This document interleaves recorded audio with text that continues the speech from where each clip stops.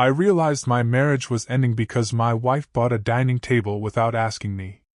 That sounds ridiculous, I know. Out of all the things that happened, all the lies, all the secrets, that's the detail my brain keeps returning to. The delivery guys were carrying the table into our house when I got home from work. It was huge, expensive, and completely different from anything we'd ever discussed. I stood in the doorway staring at it. "Since when are we getting a new table?" I asked. My wife barely looked up from her phone. "Oh, I ordered it last week." Last week. We talked every day. Ate dinner together every night. Slept in the same bed. Yet somehow she'd spent thousands of dollars and redesigned part of our home without mentioning it. It wasn't really about the table. It was the feeling. The strange realization that she was building a future in her head and I wasn't part of the planning process anymore. At the time, I told myself I was overthinking. We'd been married for 12 years. We had a daughter. A mortgage. A normal life. Normal enough that I ignored the uncomfortable feeling growing in my chest. I wish I hadn't. Before everything collapsed, I genuinely believed we had one of those marriages people envied. Not perfect. But stable. We met in college, survived terrible apartments, student loans, job losses, and all the boring hardships that supposedly make relationships stronger. When our daughter was born, I thought we'd made it. My wife was my best friend. Or at least I thought she was. Looking back now, I can see small cracks that I completely ignored. She started keeping her phone face down. She laughed at messages and wouldn't explain what was funny. Sometimes she'd be physically present but emotionally somewhere else. I asked questions. She always had answers. Work stress. A friend from college. Nothing important. And because I trusted her completely, I accepted every explanation. Trust is strange. People talk about trust as a strength. Sometimes it's a weakness. Sometimes trust is what allows you to walk directly into a disaster without noticing the warning signs. I loved her enough to believe her. That became the biggest mistake of my life. About a year before the truth came out, my wife became obsessed with planning. Vacations. Home renovations. Savings accounts. School choices for our daughter. At first, I thought it was responsible. Then I noticed something odd. She wasn't planning with me. She was informing me. There was a difference. I'd come home and discover decisions had already been made. Flights booked. Appointments scheduled. Money moved between accounts. Whenever I objected, she'd say the same thing. "We're a family." It sounded reasonable. Almost comforting. But eventually I noticed something. Every plan seemed designed around her priorities. Her schedule. Her goals. Her future. I started feeling like a guest in my own life. One night I joked about it during dinner. "Maybe next time let me know before reorganizing the next 5 years." She laughed. Our daughter laughed too. But my wife's smile disappeared unusually fast. For a second she looked nervous. Not guilty. Just nervous. I remember that expression clearly now. At the time, I ignored it. I ignored a lot of things. The first real crack appeared because of a text message. Not a romantic one. Not an obvious one. Just a simple notification that appeared while her phone was charging in the kitchen. The preview read, "Did you tell him yet?" That was it. No heart emoji. No flirting. Nothing dramatic. But something about it immediately bothered me.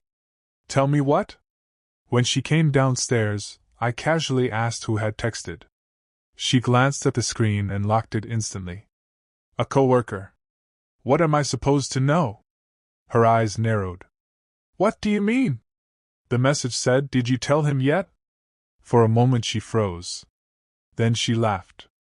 A forced laugh. "It's about a retirement party."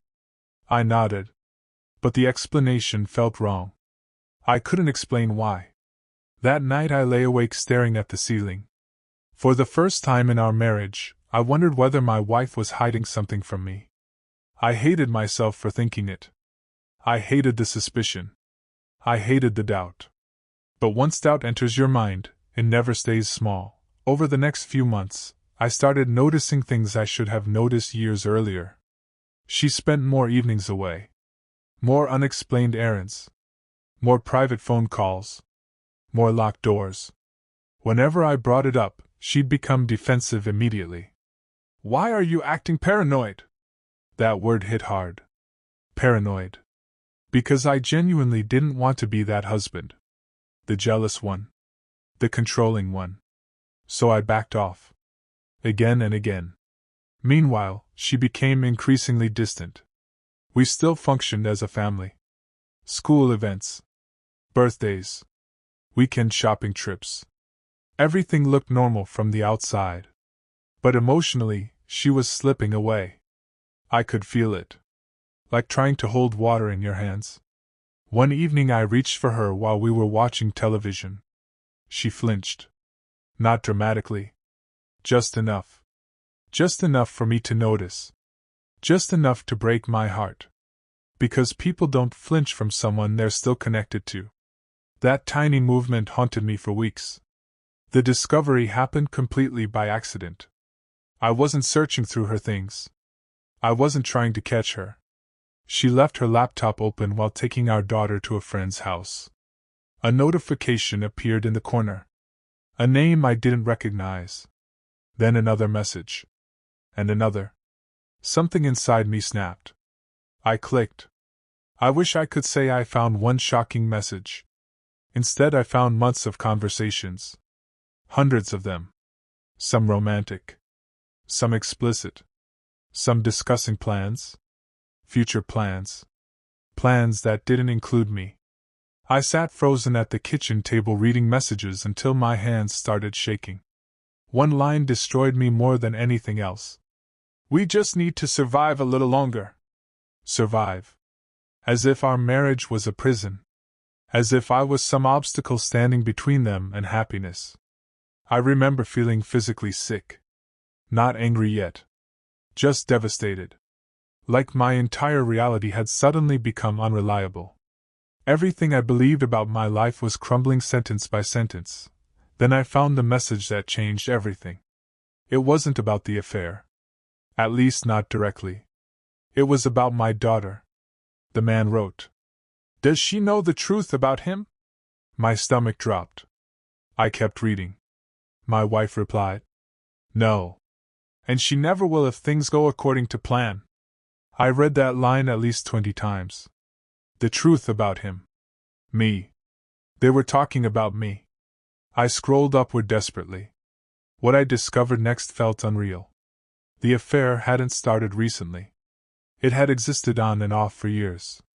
Years. Before some of our biggest family milestones. Before vacations. Before anniversaries. Before promises she looked me in the eyes and made. The betrayal suddenly became much larger than infidelity. There was another secret buried underneath.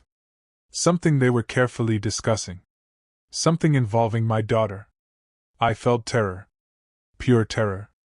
Because at that moment I realized I didn't actually know what was true anymore. Not about my marriage. Not about my family. Not even about myself. When she got home, I was sitting in the kitchen waiting. Her face changed immediately. She knew. Before I said a single word, she knew. "Who is he?" I asked. Silence. Then tears. Then more silence. Finally, she whispered his name. A man she'd previously described as an old friend. I laughed. Not because anything was funny. Because my brain couldn't process reality. For nearly an hour she admitted pieces of the truth. Never the whole thing. Only pieces? Yes, there had been an affair. Yes, it lasted years. Yes, she still loved him. Every answer felt like another knife. Then I asked about the messages involving my daughter. Her entire body went rigid. I remember standing up so quickly my chair fell backward. "What truth?" She started crying harder. The room became silent except for her breathing. And then she said words I will never forget. You might not be her biological father. The world stopped. At least that's how it felt. Everything stopped. I don't remember much of the next few hours. Shock is a strange thing. People imagine screaming, rage, violence. For me, it was numbness. I just stared at her, repeatedly asking the same question. What? Again. And again. And again. She explained through tears that the timeline overlapped. There had been uncertainty. She never told me. She never tested. She chose to believe our daughter was mine. Or maybe she chose whatever version was easiest. I still don't know. The worst part wasn't even the possibility itself. It was the decision. She had known there was doubt.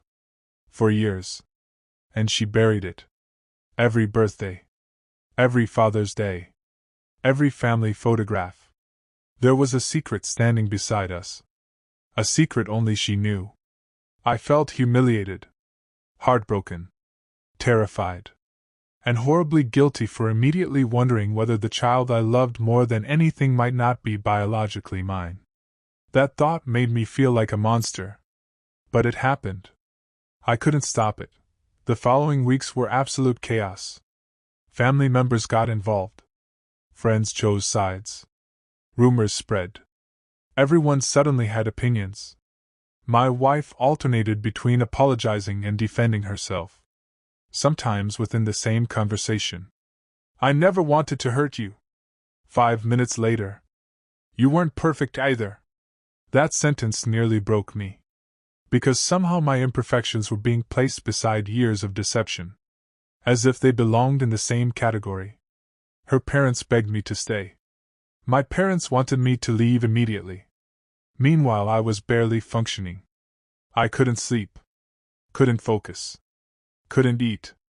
Every memory felt contaminated. Every happy moment became suspicious. Was she lying then too? What about that vacation? That anniversary? That family photo hanging in our hallway? I questioned everything. The certainty I built my life around vanished completely. People talk about betrayal breaking trust. What they don't mention is how it breaks your relationship with reality itself. You stop believing your own memories. Eventually, a DNA test was done. Waiting for those results was one of the worst experiences of my life. I hated myself for wanting answers. And I hated myself for fearing them. My daughter was still my daughter. Nothing could erase years of bedtime stories, school plays, scraped knees, and late-night conversations. But biology suddenly felt important in a way it never had before. The results came back. I wasn't her biological father. I stared at the report for nearly an hour. No tears. No words. Just emptiness. I expected devastation. Instead, I felt grief. A quiet, crushing grief. Not because I loved her less. I didn't. Not even slightly. I grieved because someone had stolen the truth from all of us. My daughter. Me. Even the man involved. A lie had shaped our lives for years.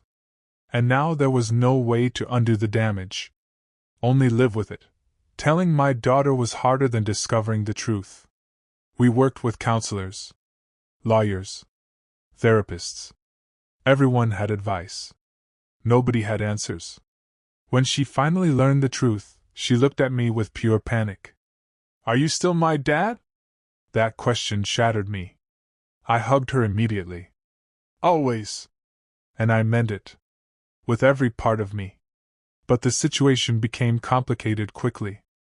The biological father wanted involvement. My wife supported it. I felt trapped between anger and responsibility. Part of me wanted to disappear from the entire mess. Another part wanted to protect my daughter from further confusion. The emotional pressure was unbearable. There were days I couldn't get out of bed. Days I drove around for hours because I couldn't face going home. The family we presented to the world no longer existed. And nobody knew how to build something new from the wreckage. Least of all me. My wife and I attempted counseling. For 6 months. Maybe longer. I honestly lost track. The therapist asked difficult questions. Questions neither of us wanted to answer. Why did the affair continue? Why didn't she reveal the uncertainty? Why had she maintained two realities for so many years? The answers never satisfied me. Sometimes she blamed fear. Sometimes shame. Sometimes confusion. Maybe all of those were true. But none of them repaired the damage. One session stands out. The therapist asked if she still loved me. My wife cried. Then said she didn't know? That uncertainty hurt more than any confession. Because after everything, I realized she still wasn't choosing honesty completely. Even then. Even with everything exposed. There was still hesitation. Still ambiguity. Still distance. I left that session knowing our marriage was already over. We simply hadn't admitted it yet. Not out loud. The divorce was finalized almost 2 years after the initial discovery. By then I felt emotionally exhausted. Not healed. Just exhausted. My ex-wife eventually moved in with the other man. Ironically, the future they'd spent years planning wasn't nearly as happy as they'd imagined. At least from what I've heard. I try not to follow their lives anymore. For a long time I carried overwhelming resentment. Toward her. Toward him. Toward myself. Especially myself. I kept asking how I missed so many signs. How I could be deceived for so long. Therapy helped. A little. Time helped more. But certain wounds never fully disappear. Sometimes I'll see an old family photograph and feel a strange combination of love and grief. The memories are real. The emotions were real. Even if the foundation underneath them wasn't. Learning to hold both truths simultaneously has been one of the hardest parts of moving forward. Today, years later, the thing that still haunts me isn't the affair. It isn't even the DNA results. It's that dining table. The one she bought without telling me. Because that was the moment something deep inside me recognized the truth before I consciously understood it. My wife kept insisting we were a family. But I watched her make plans without me. And that's exactly what she'd been doing for years. Building a future where I was optional. Maybe that's why the memory stays with me. It was the first glimpse behind the curtain. The first crack in the illusion. My daughter is an adult now. We're still close. She's still my daughter in every way that matters. That part survived. The marriage didn't. My trust didn't. Some parts of me didn't. I don't know if there's a lesson here. Maybe only this. When someone consistently makes decisions about a shared life without including you, pay attention. Sometimes betrayal doesn't begin with a kiss. Sometimes it begins with a plan you were never meant to see.